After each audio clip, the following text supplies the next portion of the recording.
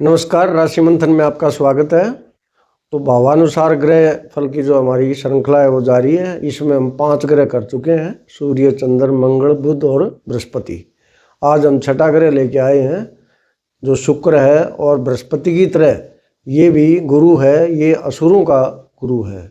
वो देवताओं के गुरु थे बृहस्पति, और ये असुरों के जो है वो गुरु है। अब ये हमारे जीवन में किन किन चीज़ों के कारक हैं, तो सबसे पहले हम वो बताएंगे। उसके बाद आज पहला भाव, दूसरा भाव, तीसरा भाव और चौथा भाव, उसमें ये बैठेंगे तो क्या क्या फल देंगे। तो सबसे पहले हम आते हैं शुक्र के ऊपर कि शुक्र जो है वो पहली बात तो स्त्री का कारक है। और स्त्री में भी जैसे नारी है तो बच्ची होती है तो वो बुध के अंतर्गत आती है जब तक उसका विवाह नहीं होता, और विवाह होने के बाद वो जो है वो शुक्र के अंतर्गत आती है। और उसके बाद माँ जो होने के बाद और बुजुर्ग होने के बाद वो चंद्रमा के अंतर्गत आती है। तो विवाहित स्त्री जो है वो हम मान सकते हैं शुक्र को। उसके बाद जो है लक्ष्मी, यानी शुक्र को लक्ष्मी भी कहा जाता है, यानी धन, दौलत, वैभव, ऐश्वर्य, हीरे जवाहरात, वस्त्र आदि, सौंदर्य प्रसाधन आदि, यानी जो भी अमीरी के जो लक्षण है या अमीरी की जो चीज़ें हैं वो सारी की सारी इसके अंतर्गत आती हैं। उसके बाद जो भौतिक जीवन की सुविधाएं हमारी, यानी शरीर को सुख पहुंचाने वाली, शरीर को आराम देने वाली जो भी वस्तुएं हैं वो सारी की सारी शुक्र ग्रह के अंतर्गत आती हैं। भाई बंगला, गाड़ी, और गाड़ी भी लग्जरी गाड़ियां जो हैं, और घर में जो सोफ़ा, डबल बेड, गद्दे, एसी, फ्रिज, कूलर, ये जो भी चीज़ें हैं जो हमारे शरीर को आराम देती हैं, खुशी पहुंचाती हैं, वो सारी की सारी चीज़ें जो शुक्र के अंतर्गत आती हैं। उसके बाद इसको जो है सौंदर्य का कारक माना गया है। और सौंदर्य में सबसे बड़ी जो चीज़ है वो प्रकृति है। वैसे सुंदरता तो है ही, मानव सुंदरता या जीव सुंदरता वो तो है ही है। बाकी प्रकृति की सुंदरता, फूल जो है, फूलों के जो फूल जिन पौधों के लगते हैं, पेड़ों के लगते हैं, वो सारे इसके अंतर्गत आते हैं। इत्र है वो भी इसके अंतर्गत आता है, सुगंध इसके अंतर्गत आती है। तो ये चीज़ें भी शुक्र के अंतर्गत आती हैं। फिर जो वैवाहिक जीवन है वो तो सारा का सारा ही जो है इसके अंतर्गत आता है। और ज़्यादातर ज्योतिष में जो है ये जो हमारा क्षेत्र है उसके बारे में जो हम शुक्र के ऊपर विचार करते हैं कि भाई जो हमारा जीवन साथी होगा वो कैसा होगा, और उसके बाद हमारा वैवाहिक जीवन जो है वो कैसा होगा, विवाह देर से होगा, सही समय पर होगा या होगा ही नहीं, वो सारी की सारी चीज़ें जो है इससे देखी जाती हैं। उसके बाद जो है हमारी जो बीमारियां हैं वो आम तौर पर गुर्दों से संबंधित हैं। शुगर की बीमारी है, त्वचा रोग जो है वो भी इसके अंतर्गत आते हैं। और जो प्रजनन अंग है उनकी बीमारियां भी जो है वो शुक्र के अंतर्गत आती हैं। अब हम जो है भावानुसार इसका फल जो है उसकी चर्चा करेंगे। तो सबसे पहले जो हम आते हैं, हमारा जो प्रथम भाव है, पहला भाव है, लगन भाव है, उसमें यदि शुक्र बैठेगा तो वो क्या फल देगा। तो सबसे पहली चीज़ कि भाई जो पहला भाव है हमारा वो हमारे शारीरिक व्यक्तित्व का है कि भाई हमारा शरीर कैसा होगा, लंबा होगा, छोटा होगा, मध्यम आकार का होगा, उसका रंग कैसा होगा, वो बलिष्ठ होगा या दुर्बल होगा, ये सारी जो चीज़ें हैं ये इसके अंतर्गत आएंगी। उसके अतिरिक्त जो हमारा सौभाग्य है और जो हम सम्मान प्राप्त करेंगे, जो हम समृद्धि प्राप्त करेंगे, वो भी इसके अंतर्गत आती हैं। तो इस मायने में शुक्र जो बहुत अच्छा यहाँ पर परिणाम देता है, यानी वो व्यक्ति बहुत ही सुंदर होता है, आकर्षक होता है, सौभाग्यशाली होता है और मान सम्मान भी वो प्राप्त करता है।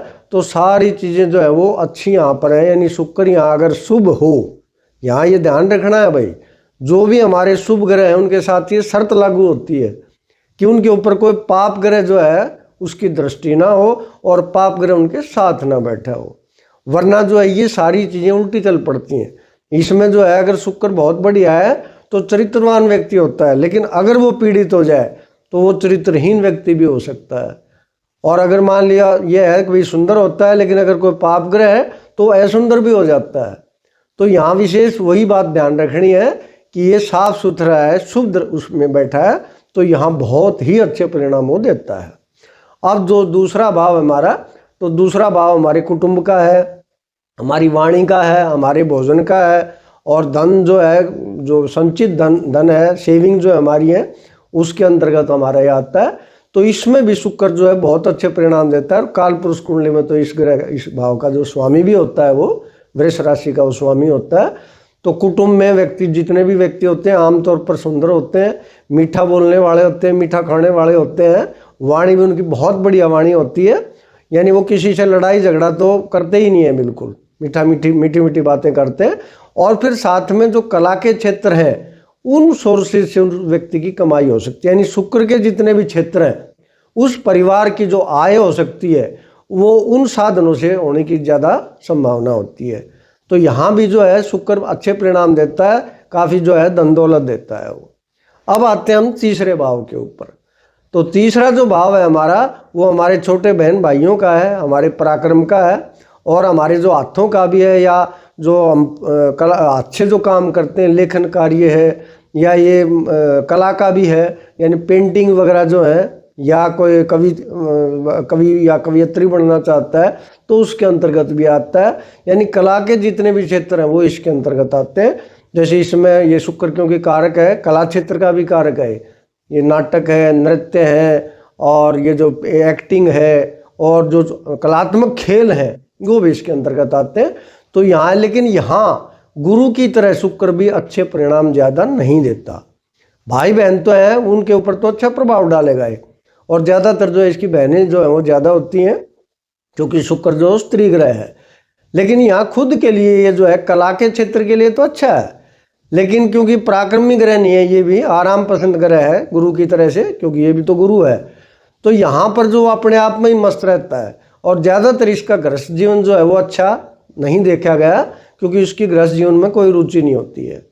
तो यहाँ पर जो है ये ज़्यादा अच्छे परिणाम वो नहीं देता। अब आते हैं हम चतुर्थ भाव के ऊपर।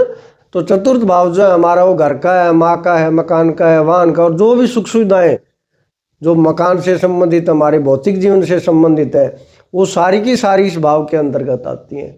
और इन चीज़ों का तो एक कारक ही है खुद ही। शुक्र जो है वो इन्हीं सब चीज़ों का तो कारक है, सुख सुविधाओं का कारक है। तो यहाँ जो है बहुत अच्छा मकान देता है ये। माँ जो है उसकी बहुत अच्छे स्वभाव की होती है, बहुत विनम्र स्वभाव की होती है, और क्योंकि इसकी दृष्टि 10वें भाव पर पड़ती है तो नौकरी वगैरह में भी काफ़ी जो है ऊंचे पद ये प्राप्त करता है। और बाकी जो जीवन की जो अपने मकान में जो रहने लायक जो सुविधाएं होती हैं वो सब की सब जो है वो इसको मिलती हैं। पैसे की, समृद्धि की कोई कमी नहीं होती, सौभाग्य की कोई कमी नहीं होती। और जो इसका परिवार, ये परिवार होता है जो इस घर में रहता है, वो भी पूरे जो है ना आराम से रहता है और सौहार्द के साथ रहता है। तो ये भाव भी, इस भाव में भी जो शुक्र है वो काफ़ी अच्छे परिणाम देता है। तो इसमें एक तीसरे भाव को यदि हम छोड़ दें तो शुक्र जो वो अच्छे ही परिणाम देता है।